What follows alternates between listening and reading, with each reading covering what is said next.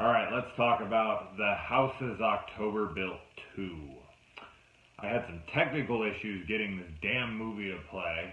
I had it up at midnight. Amazon kept fucking up. Finally had to get it off Voodoo and get a refund. Urgh. So, now, to talk about the first movie, I was going to rewatch it and review it, but I honestly don't have a ton of time to be going back and rewatching other films like this. I'm trying to get all these new ones in October and September knocked out because there's so much shit coming out right now. So, my memory was pretty decent though. I mean, I remember really enjoying it besides the ending. I thought that the movie was great build up and just a lackluster finish. And when I didn't even know about this sequel, honestly, until like a month ago or so. Like this was kept under wraps very well, or I just completely missed it because no one I knew anything about it, and it just kind of randomly popped up like, oh, it's coming out in September, and it was like announced in August, to my knowledge. And I was like, oh shit! And then I saw the trailer, and the trailer shows that this movie, in the trailer, looks like it starts the moment that the other one leaves off, which kind of led me to believe, like, well, wait, like, I didn't like the ending of the first one because of how it ended, like literally, like, the last frame, I was like, oh, what? I want, like, what? I need more than that. And then here it is, and it's like, oh, here we go. It'll start from there, and it'll give me, like, an hour and a half extra ending. Not that I needed an hour and a half, but I'll take it if I can get a better ending. And this film does not do that. It does start where the last one leaves off, but it's very quick, and then it cuts to a year later. Now, I am going to do some spoiler-free review here. Until the end, and then when I'm going to talk about the spoilers, I'll let you know. So, I guess just getting into if I liked it or if I did not like it, first off, just so, you can just shut this off if that's all you're here for. No, I did not like this movie. So, let's get into why. First, I always like to start with the things I liked, and we'll move on from there. Now, this movie, as I said, takes place a year later, and, they are trying to get the girl from the first one. All 5 of them end up living from the first movie, and they are being offered all of this money to come and check out other people's haunts because they've become famous on the internet. And the one, the female character from the last movie is being referred to as Coffin Girl. And everyone, is wanting her to be there. And she's the only one who doesn't want to go back to these haunts because she's too scared, this and that. Of course, they convince her to go. And, things go downhill. Now, I really liked the opening music. I thought that was cool. I liked how that was done. I just liked the opening. It looked cool. It was good music. I really liked that. I like that all 5 of the main characters returned for their roles. I'm not exactly sold on the whole idea that they all lived, but for this story they told to work, obviously they need everyone back.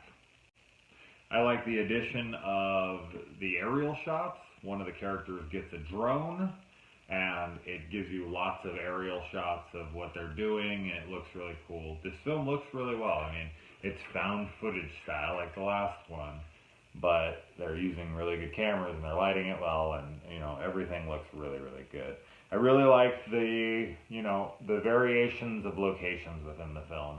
They go to a lot of different places, and as I said, they do some great aerial shots, and there's some really good scenery and imagery throughout that just is, because they go to all these different places. And it isn't one central location. It's not like they just go to one haunt or that they go to one thing.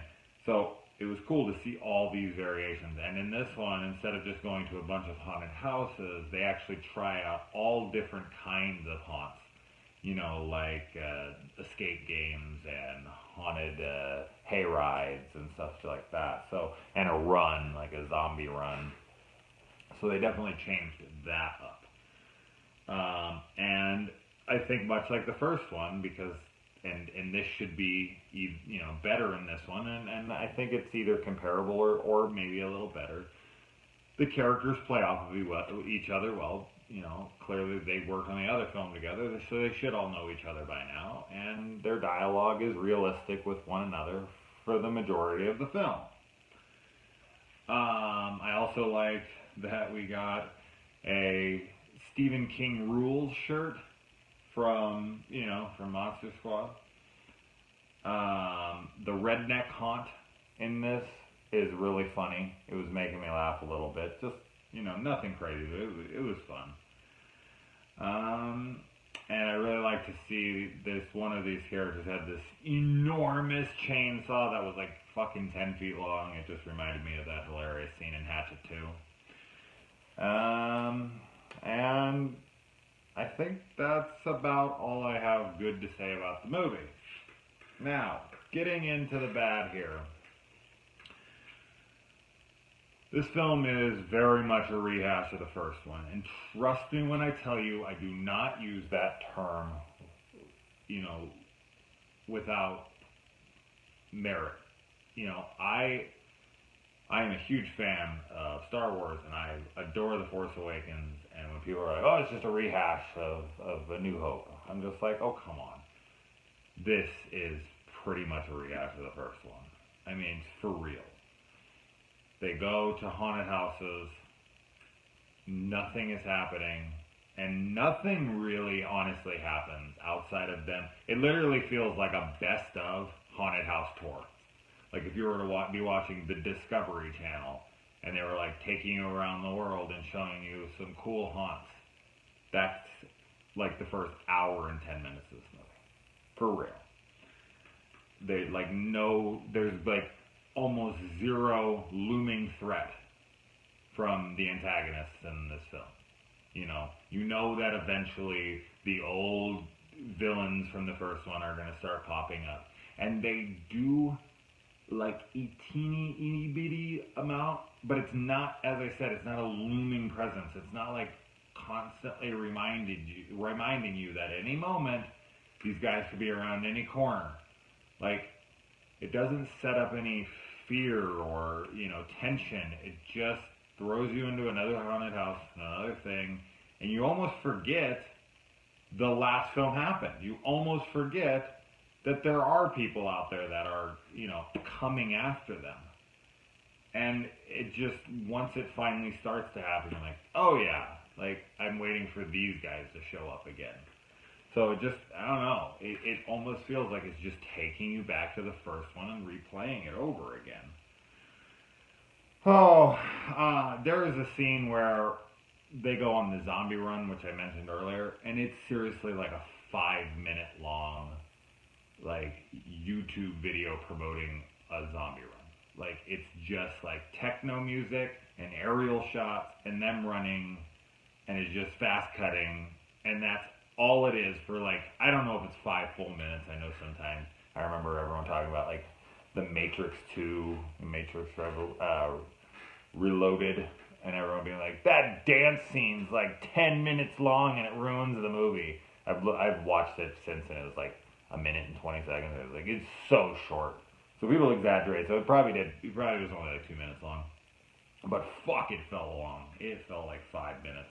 And it's just like, really. And there's a scene towards the end where the characters are in a situation where they're stuck somewhere, and it's like, all you have to do is break a window, and you could get out. And you don't. Like, really? Come on. This film asks you, it asks you at the end, the last, 20 minutes of this movie, it asks you to suspend so much disbelief that is basically asking you to just completely shut off your mind, logic, any fucking rational thought. Like, just let us tell you the story and don't think about it at all. It's like, come on, guys. Fuck. We're not morons. Like, I don't need everything to make perfect sense. I don't need everything to just be like, oh my god, you better have thought of every little single individual tiny little plot hole, otherwise I'm gonna beat you up on fucking social media. No, I don't. I'm okay with minor plot holes and this and that happens when you write stories. But the suspension of disbelief that is required for this final act is fucking ridiculous. So now I'm going to get into the spoilers, because I'm going to talk about the ending of this film. So if you haven't seen it yet, go ahead and shut this off or pause it and come back to it if you do end up watching it. If you're not a fan of the first one, or if like you were underwhelmed by the first one and you're like, oh, well, maybe they'll do better this time, maybe they'll have a much better ending, it doesn't. So let's talk spoilers. Okay. So after they're trapped in the car and, you know, they wake up at 4 o'clock and they're across the country, they're across like the state, they wake up. The calmness of them. Now, the girl doesn't know that the other 4 are in on it. So she would be freaking the fuck out. She is so scared to even go back to these things. They have to talk her into this. And her reaction to them being locked in the car and waiting till nightfall is just kind of like, she's just quiet. She's not saying anything. And it's like, well, I guess we're just trapped in the car. And it's like, break one of the windows. You could break one of these windows so simply. It's only 4 o'clock. The sun's not going down for hours. Who opens that door, by the way? Like, if they're supposed to not be in on it, it's like someone just came up and took it and they weren't waiting by the door to see. Like, she was not involved in anything going on towards that car, like that door, and trying to figure out and not freaking out and being like, what the fuck, guys? And then the way that they just march them in there and they quietly are herded in there like cattle and she's just going along with it. Like, I get that the 4 guys are in on it, so I understand why they're doing it. But the fact that she doesn't protest it at all, that she's just like, okay, well, here's the car door. I guess we're at this place. There's actually a scene. I'll have to fucking go back. I probably won't ever rewatch this movie. But I swear when they're walking in there, she's smiling. I swear. Now, that might is probably just a fuck up in the movie. More than likely it is, but come on. Edit that out. If that's not your intention, that she's not supposed to be laughing. I could be wrong. I could have saw it wrong, but it was kind of, I don't know, caught me for a second. I was like, what the fuck? She's smiling right now? But anyway, they go in there and they mask it and they just see the sweaters on the ground. They don't question, they don't say a fucking word. Nobody says one single word when they're like being, you know,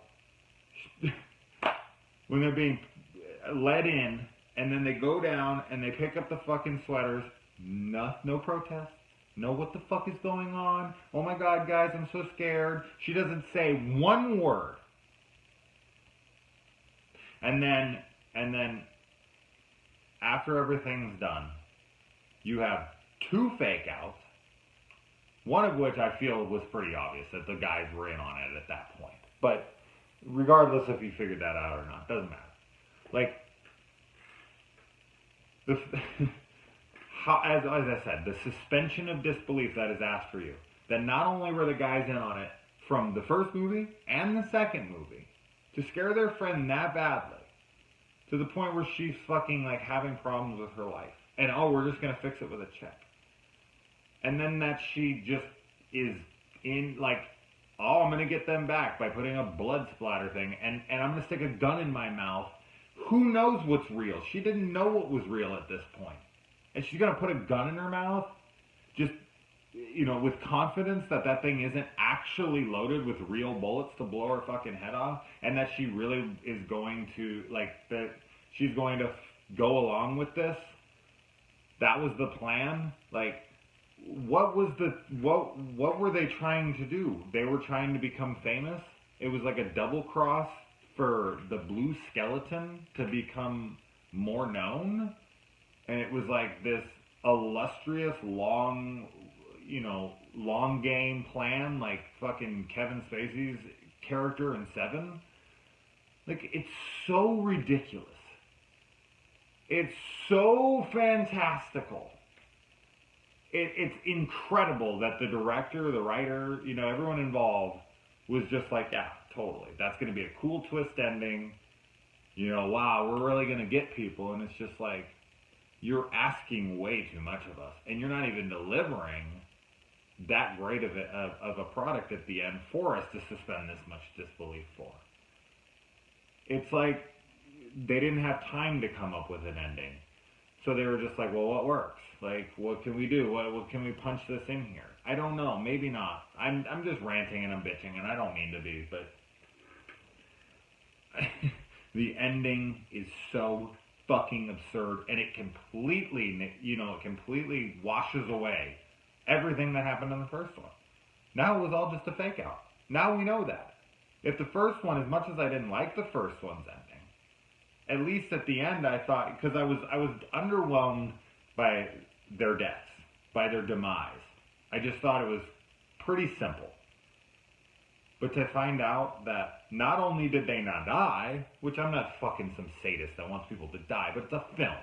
It's like you watch a horror movie, you watch people fucking get in terrible situations, and for some of them to die, it's part of the fucking process. And the fact that that's just all washed away now, that they didn't actually die, because if the first one would have not gotten a sequel, they would have been dead. That was it. She was in the ground. She was dead. We didn't know that. So they bring back this sequel to bring them all back to life and to make it all a big fucking April Fool's joke. Like, it reminded me of, April Fool's, except for that movie at least warned you in the title. This is a sequel that completely takes away the events of the first movie. It's baffling to the mind. Like, just to throw in a cheap plot twist? No. I was not a fan of this movie, clearly. So, anyway, if you watched it and you're still watching this, if you didn't watch it and you're watching this, I mean, I guess you could be, because you're like, fuck it sounds bad, so let me find out what it's about. Let me know. I'd love to hear comments. So, anyway, I gotta go to bed. This is ridiculous.